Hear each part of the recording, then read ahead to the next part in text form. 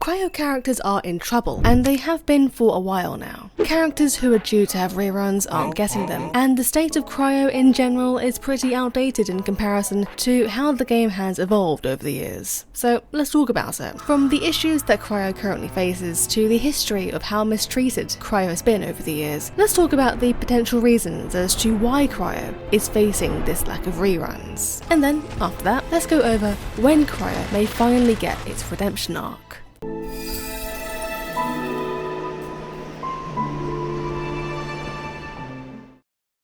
But first, a quick word from today's sponsor. This video is sponsored by Tokyo Treat and Sakura Co. Tokyo Treat is a fun and exclusive Japanese snack box featuring unique and exclusive flavors from all around Japan. Each box is filled with a variety of full-sized, fun and exclusive Japanese snack items, like unique Kit Kats, uniquely flavored Japanese chips, and occasional Japanese sodas that are only available in Japan for a limited time. Sakura Co. is a monthly Japanese artisan snack box that supports local Japanese snack makers, with each box coming with 20 traditional, authentic and artisan Japanese snacks, including Japanese teas and a special Japanese tableware. This month's Tokyo Treat theme is Osaka Snackathon. This month, Tokyo Treat is taking you on a snack-filled marathon through Osaka, the city that's known for its lively streets and mouth-watering eats. This box is inspired by the city's most iconic flavors. Enjoy snacks like the Kit Kat Mont Blanc and the Cola Mochi. This month's Sakura Co theme is Heart of Ishikawa. This month's Sakura Co box was created to raise awareness and support of the ongoing recovery efforts of the Noto Peninsula's communities, after a devastating earthquake in 2024 brought unimaginable challenges to this serene region, disrupting lives and threatening the livelihoods of many. As you enjoy the snacks in this box, just know that you are also supporting a community on a journey towards hope, renewal, and revitalization. I don't normally go into detail about the special Japanese tableware in these boxes, but I have to give a big shout out to these chopsticks this time.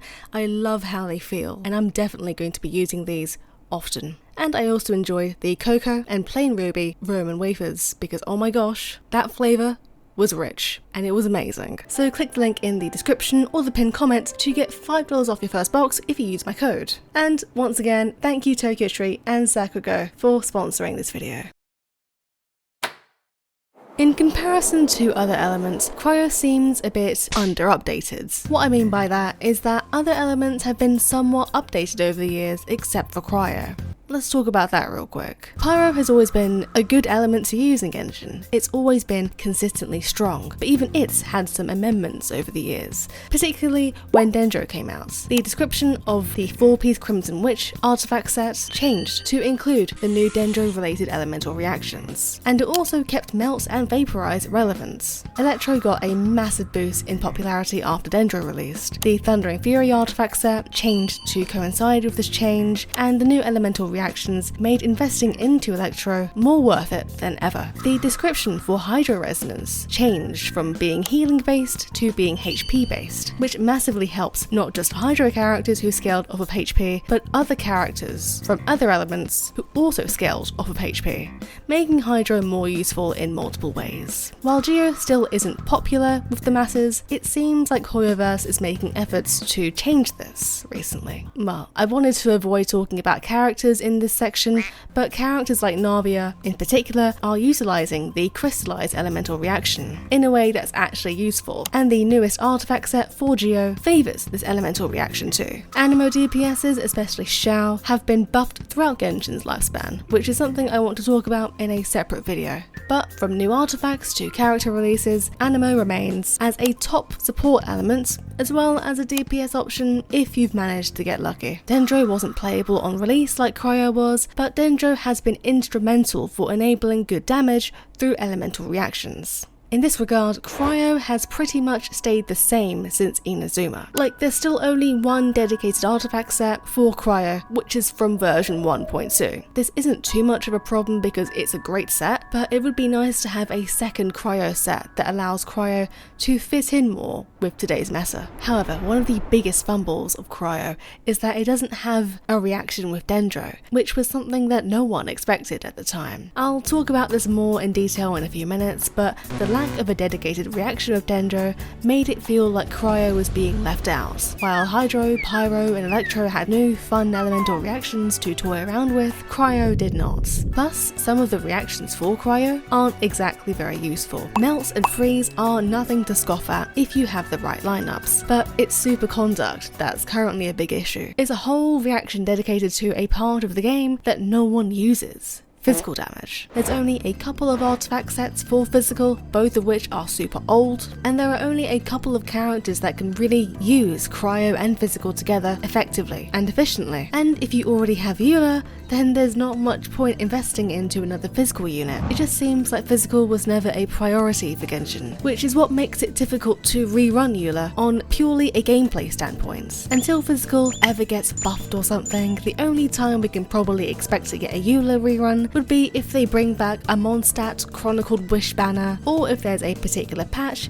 that centers around Mondstadt and has a main event that includes Eula. But walking away from the topic of physical damage, Cryo itself just isn't in the meta at the moment, and this makes it really hard to also rerun Shenhe, the dedicated support character for Cryo. While she seriously enhances Cryo damage, since Cryo isn't in the meta and hasn't been for a while, there's less of a need to rerun her. But how did Cryo suddenly not become meta? If we take a quick glance at how the meta has evolved in Genshin over the years, we'll be able to see Cryo slowly but surely getting left behind. Cryo was considered meta from release all the way up until the end of Inazuma. Garni's release was in 1.2, Ayaka's release was in 2.0, and Shenhe's release was in 2.4, and each of these characters offered more and more value to the Cryo elements. Garni was considered to be a crazy hard hitter for a long time, and was classified as part of the Liyue Big 3 by the general Genshin community. When Ayaka was released, she quickly became a popular meta Cryo DPS, and became a go-to for freeze comps in particular. And finally, when Shenhe was released, she was able to boost Cryo damage, which further put these particular Cryo DPSs in a good spot. It seems like Cryo was getting better and better, up until Dendro came along. You see, elements like Electro weren't as popular as they are now for DPS use. Before Sumeru, Pyro, and Cryo were the popular DPS options. After 2.0, Raiden was also a popular Electro DPS, but there were still murmurs in the community complaining that Electro was still mid. But that sort of discussion changed with Sumeru and Dendro. Electro's damage was boosted because of the new Aggravate elemental reaction, and elemental reactions like Hyper Bloom and Bloom took the spotlights. Sumeru's meta was all about Dendro and the elemental reactions it had to offer, and Cryo couldn't play along due to a lack of reaction with Dendro. Of course, there are ways to play with Cryo and Dendro, like burn melt comps, but it's not exactly widely used. In Fontaine, this is where we can see the true neglect of the Cryo elements and what's contributed to its current place in the meta today. In places like Spiral Abyss, there are enemies that couldn't be frozen, or they had cryo resistance in general, which made cryo a less popular element to invest into for endgame content. So if you can't use superconduct in Abyss and you can't use freeze in Abyss, then that just leaves melt as an elemental reaction you could reliably use for cryo. But at this point, vaporize was more favoured than melts, since there was no Xingqiu or Yelan equivalent for cryo DPSs to use. Apart from Xiangling, Genshin craves a new, updated, meta-friendly off-field pyro applicator. Of course you can use burn melts, but that's just not as convenient as vaporize, so the general Genshin community found it easier to use vaporize than melt. Cryo got Wriothesley during Fontaine, but unlike with Arlecchino, who most people saw as a Hu Tao power creep since Arlecchino is easier to play with, people saw Wriothesley as an Ayaka equivalent in terms of damage, so he wasn't too game-changing for the Cryo elements. In short, Cryo was a go-to element for early game content, but for current late game content, it's just not currently favoured. You can still use it in places like the Overworld, but you're not going to have an easy time with it in Spiral Abyss. From a strict meta sense, it just seems like Cryo has been in a bit of a lull ever since Sumeru's release, making it hard to justify rerunning Cryo characters in the current game states. So how can Cryo be saved? Well, from what I've seen online, there are a few things that the Genshin community are expecting to happen with Cryo over the next year and a half or so. For starters, we're able to see from Citlani's model that she is a Cryo user.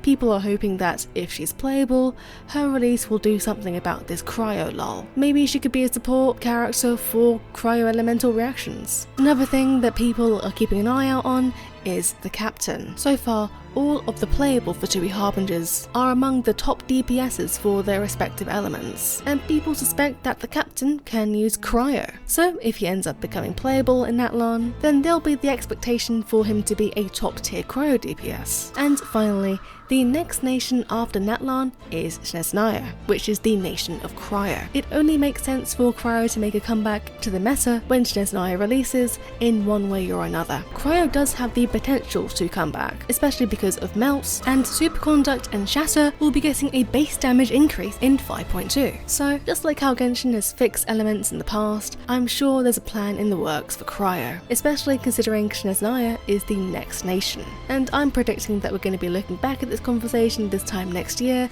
and laughing about how worried we were at Cryo. For now, we just need to sit tight and let this pan out. Although it is painful not having a Wriothesley rerun. Where is he, Hoyoverse? I'm in your walls!